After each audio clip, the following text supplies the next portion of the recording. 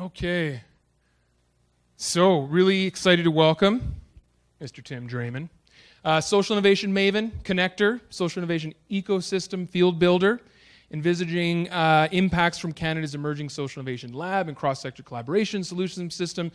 Awesome guy that is doing some really innovative work across Canada and supporting innovators all the way across. Okay, Tim Draimin, welcome. Thank you.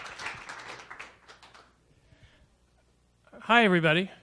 It's really great to be here with you all. And at one level, I kind of feel I should just put down the microphone and say that you've just heard it all already from everybody who's spoken, who basically have talked to you about this whole amazing place where I think Canada is at, that we're at an inflection point where so many of the challenges that we face, we're starting to put together the infrastructure to be able to take on those challenges and own some solutions that we want to generate.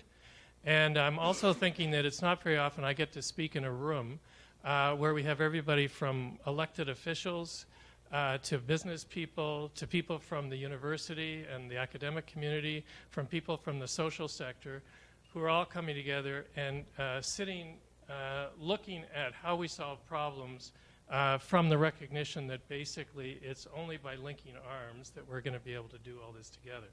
So those are the kind of key messages from tonight. So Mark and I have decided that we'll just start the party now. So you're okay with that, right, Mark? Yeah. No, I think that they really do want us to go through a few slides, so I'm gonna do that.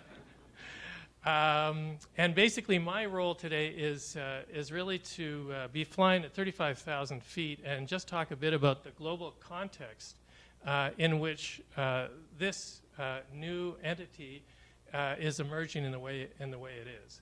And I have to say that I have the benefit of traveling across Canada and seeing a lot of new initiatives that are happening, but really there's stuff that's happening in Edmonton that really isn't happening anywhere else in Canada. And when I think of where Canada's social Silicon Valley is located, in the back of my mind, I'm thinking it's really starting in Edmonton. So, but I want to place that in a broader context. I work with a partnership of a university, of a foundation, and it was started with a frontline social service agency like Skills Society. And it emerged from the challenge that the foundation was funding a lot of social innovators, but discovering that great ideas didn't naturally go to scale. And they realized that what they needed to do really was to help catalyze an enabling environment that would help really good ideas get to what Mayor Iveson said, get to impact.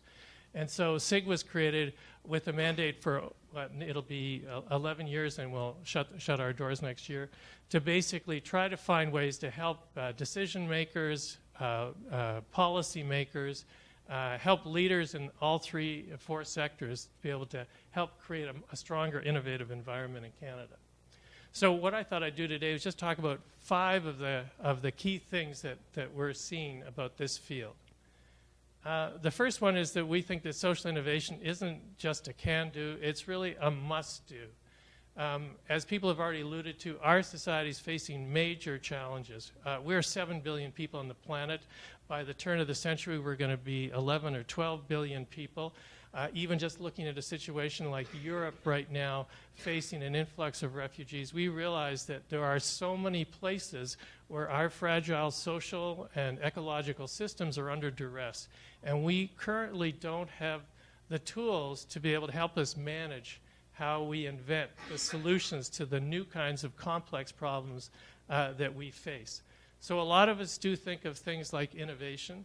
But in actual fact, I think most of us, when we're asked what do we think about innovation, we think about our smartphones or we think about the internet. But I think that the real opportunity is for us to recognize that innovation is more of a 3-legged stool. I think of innovation as including technological innovation, so important, business innovation, like business model innovation, like new aspects of the sharing economy, but also social innovation. And social innovation is relatively new. Google Books now can tell us that the term emerged 200 years ago, but really it hasn't been a field of research until the last 20 to 25 years. And so the benefit is really we now have emerging knowledge that we can apply in the same way that we've been doing that around technological innovation going back nearly a century and a half. But social innovation, as the name applies, is really around innovations that are social in their means and social in their ends. And it's really a way to leverage the business and the technological innovation to be able to bring about improvements in society. SIG has a definition that's up there that's relatively complex. But basically, our definition of social innovation, it has to tackle the root causes of the problem. We want to shift the problem. We want to change the dynamics that have created the problem in the first place. And we're pretty agnostic about what it takes to be able to do that. It's our own ingenuity that's the limiting factor for what that could be. If it's a policy, it's a program, it's a product, whatever it could be, all of those things are game. But they really have to be things that change the defining routines of society and shift things in a positive way. A lot of people talk about social enterprise, social finance, social partnerships, corporate social innovation, and all of those things are part of the field of social innovation. And we see them as building blocks within the field of social innovation, but they're not necessarily on their own social innovations. Social enterprise as a concept is a social innovation. Not all social enterprises are social innovations. People talk about other types of terms to express this whole idea about social innovation. Some people talk now about social R&D. Social R&D is trying to speak to people in the social sector. We know that globally the top firms in the world spend 15 or 16% of their annual revenue on innovation. A research report from the United States of 2,500 nonprofits said less than 5% of nonprofits are using innovation to improve the work that they're doing. They're just basically delivering programs. So social R&D is really a challenge to the social sector. How do we really think more intentionally about how we do social innovation? There's also the whole movement around grand challenges where we pick a big problem and we put out an award and say, okay, let's incent people to be able to come up with solutions to this. Or they talk about rewiring the system or cracking the code on social innovation. These kind of represent the thinking behind what we're trying to do with social innovation. Our key intellectual leader at SIG is Frances Wesley, who wrote Getting to Maybe, and she's just an awesome person. She's created an educational graduate diploma in social innovation that's now been taken over by the Banff School here in Alberta. And she talks about social innovation through 4 different vectors. You know, how you reach out because you're working with others, how you reach deep into the culture where we're situated and figure out how we leverage that culture for the change we want. How do you reach up and down and influence things like public policy? And how do you do that with great care? All innovations have a possibility of doing harm. There's a lot of unintentional harm that can be generated through innovation. So we have to be very, very thoughtful. So second observation is social innovation is really the heart of a growing global movement. So it's just not a body of knowledge. There's actually a movement of people and organizations and activities that are generating an increasing body of expertise, knowledge, and insight that can inform what we're doing. It's totally extending around the world. These are just some examples of what's happening around the world right now. Most of these examples of new centers looking at innovation, they've all appeared within the last decade. And that's a small sampling of ones. For example, the Boston mayor has created an office of new urban mechanics as a way of creating a center of gravity to support innovation work that's happening in the city of Boston. Los Angeles has created the Civic Innovation Lab. We have in the UK an organization called Nesta, which is created with a £300 million endowment to help act as a support system for the United Kingdom's ability to do innovation. The mayor of Seoul has basically dedicated Seoul to becoming the world's leading social innovation city. So it's now becoming something very, very widespread. In Canada, we have a whole series of institutions across the country which have started up again within the last decade. One that's only started in the last year is in Montreal. Amplify Montreal. It brings together the city, business leaders, the community sector, the universities and the foundations to try to create a plan for fast-tracking social and economic improvements for the city of Montreal. I'll go through some more as I go in more detail. So there's obviously one in Canada. And I would say that these are some examples of social innovations in Canada. It's interesting, over a decade ago, a book appeared from Oxford University Press, and it had a page on 10 world-changing social innovations. 2 of the 10 were Canadian. One was the Women's Institute, which started in the 1890s by a group of women who were trying to figure out ways to help improve health outcomes for children, especially. And now it's a global movement in 65 different countries with tens of thousands of women participating in it. Or the Great Bear Rainforest.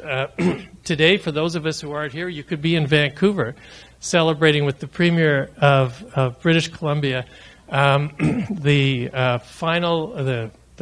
finally reaching the launch of the protection of 16 million acres of the west coast of British Columbia as old-growth forest and support for sustainable livelihoods for First Nations in the west coast forest, and having for the first time what's called ecosystem-based management.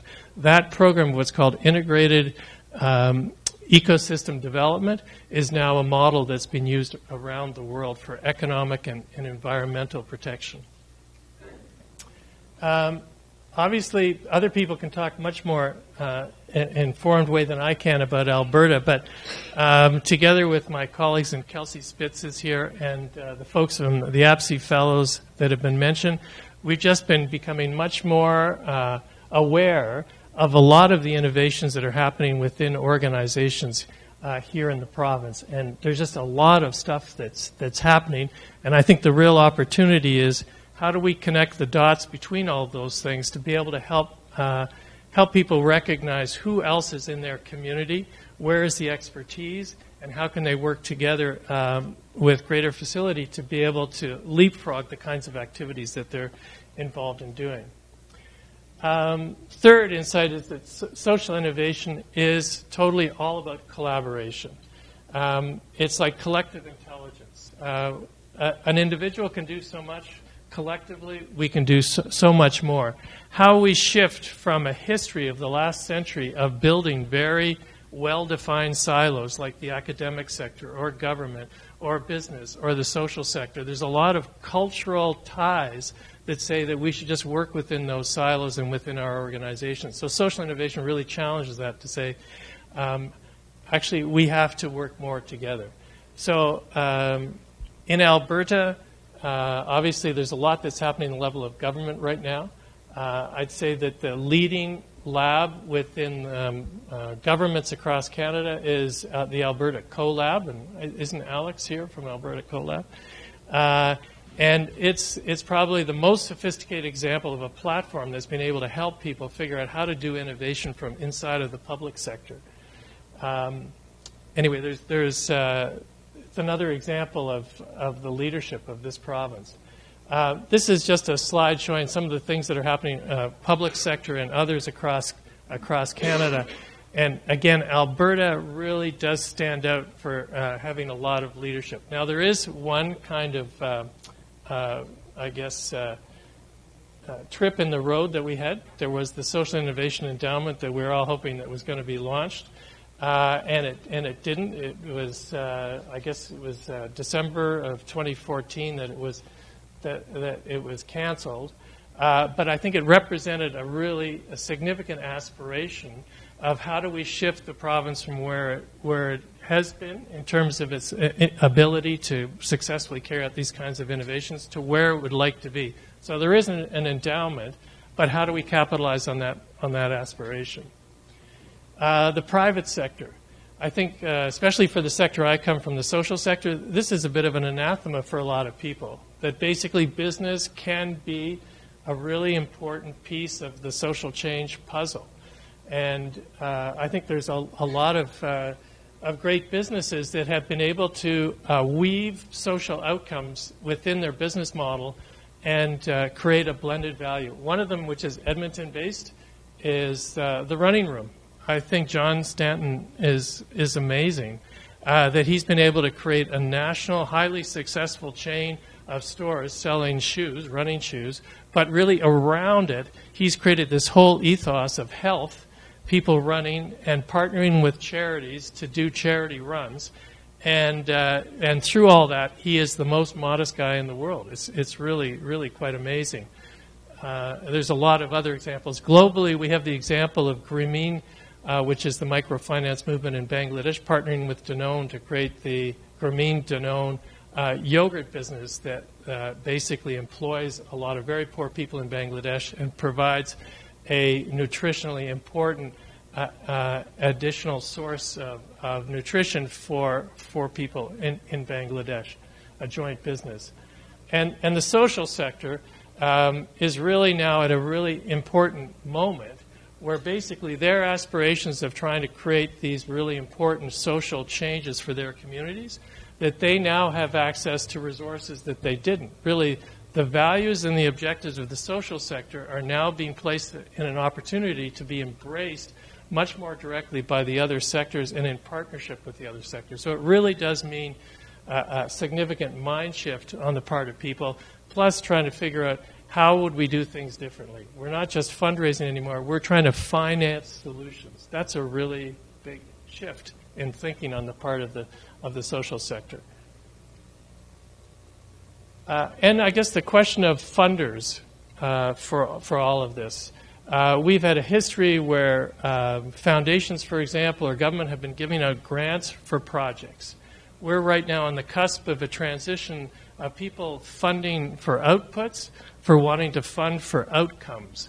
And if they're going to be able to do that successfully, it won't necessarily be because each funder works individually, but really they would recognize that they're a part of a system themselves and have to figure out how do they connect with other funders and how do they answer these questions about finding the right models of change, figuring out how value is most effectively created, and how their collaboration can maximize the impact of what it is they're looking for.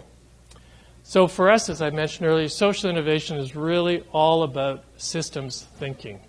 It's moving from the piecemeal and from tackling or trying to manage a symptom of a problem to tackling the root cause. Now, to say that you want to think about things through a systems lens is much easier than actually doing it. It's really, really hard. Systems are very complex beasts, and they've evolved to protect themselves. They create a whole wraparound of culture which tries to squash anything that wants to disrupt them. So it's not very easy. Buckminster Fuller used to talk about the fact that he thought the system change happened as people kind of incrementally build new elements for an emerging adaptation or a substitute system, and at a certain point things just kind of cruised over, like it finally just tilted. I'm not exactly sure how it happens in different domains. It happens differently. We're trying to learn a lot about it, and we're recognizing how difficult it is to be able to bring it about. And Donella Meadows is one of those people who says you really have to engage with the system, and through the engagement of the system, you'll learn more and gain more insight about how you'll be able to shift the system. Jeff Mulligan from Nesta talks about the fact that we can add the whole idea of changing systems into the linear path that we've already created around how do we create innovations and how do we scale innovations, but now think much more integratively about how that systems lens can be brought to bear as we start and go through the whole process and bring it more directly to bear in what we're trying to do.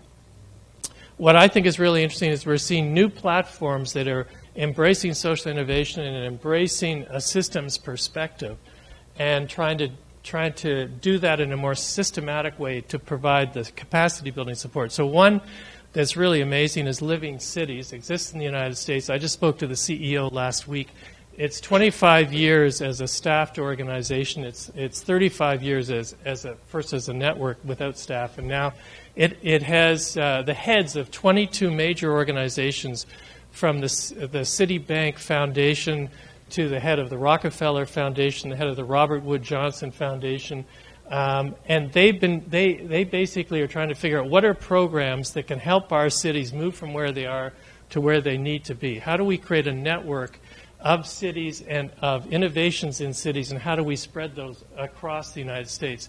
They have a network of the chiefs of staff of 35 cities that's supported by Harvard, and they use that as a conveyor belt to share and spread the innovations that are happening across the system. They try to come to their programs from the point of view that anything they involve themselves in, they're going to do it for at least 10 years. They recognize that most people that come to their tables has a job for 3 years and they change jobs. They say, we have to break that. So we're creating programmatic activities that go for a decade at least. And we're trying to get people to think long term. And we're trying to get people to think about how the ultimate change of each of our programs is going to be about system change. These are just some other examples. I could go through them all. I'm just pointing out that basically there's now an emerging infrastructure of different types of organizations that are trying to support the thinking around this. So I'm involved with SIX. SIX is a global network of social innovators. Their website is a support system for social innovators from around the world to try to share existing social innovations, help people understand how they can use them themselves. Safera is an emerging platform that basically wants to be able to be the repository of as many social innovations as possible. They'll break down those social innovations into their individual parts and then show people how those parts could be recombined and adapted to local conditions in countries around the world. So I think there's going to be a lot more about labs, so I'm going to go quickly over this. But labs are really, they're like a heart of the system. It's like they're part of the central nervous system or the central circulatory system. They're the place where a lot of these issues come together. There needs to be a container, a safe place where all the sectors come together, with all these ideas come together, and as people have talked about earlier, there's a way to process all this stuff to be able to come up with some great solutions and start prototyping them.